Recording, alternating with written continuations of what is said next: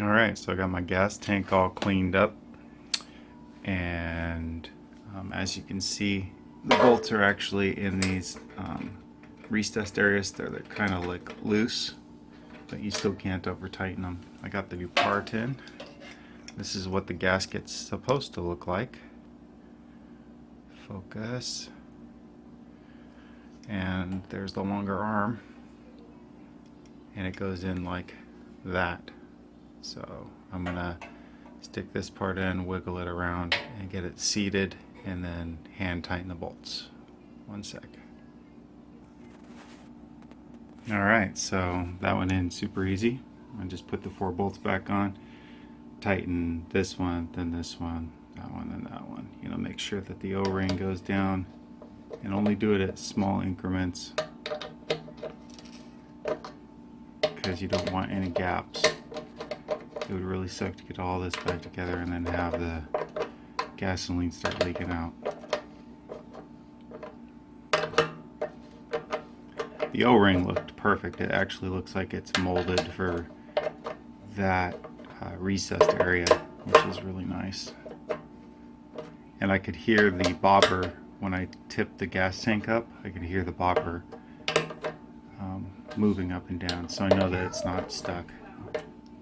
Yeah, and I'm only doing this with 2 fingers. Alright. Got some company. Hey buddy.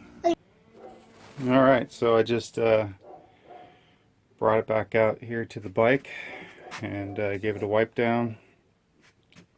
Reconnected the plugs that are under here. I know it's really dark. Hold on.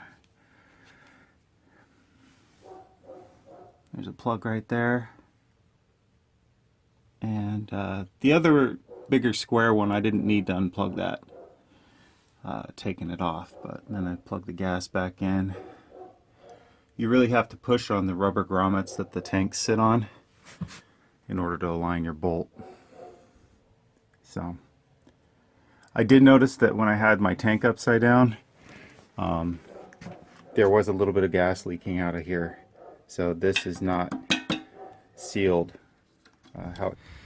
Well, I'm out for a ride, testing my work, and if you're wondering about the can, I found it on the side of the road, so I figured I wouldn't leave it there.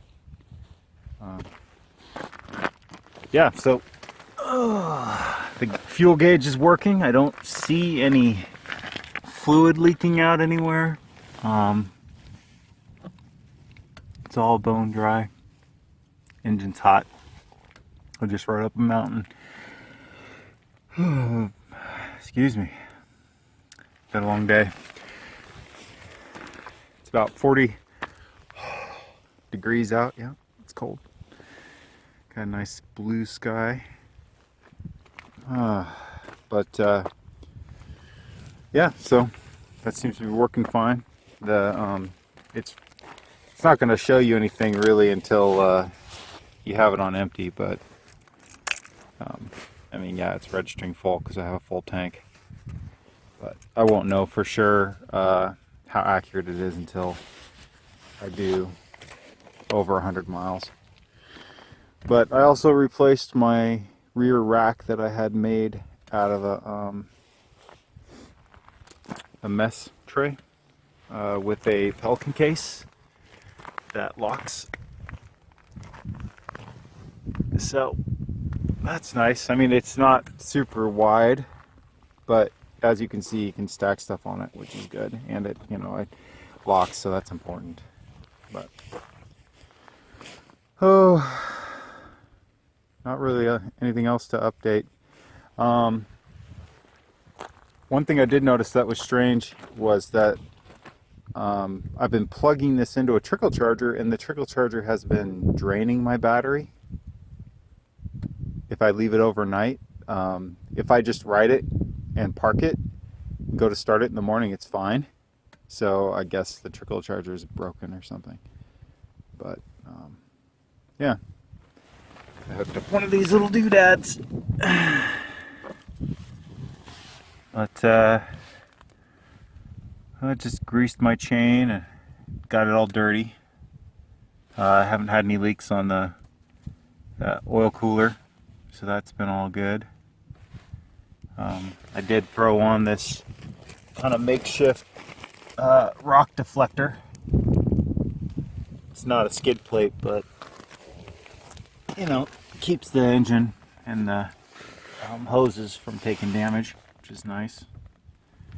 I did have to brace this tube with some pieces of aluminum because it cracked, and I put a lock nut on the other side of that, so that's not going anywhere now.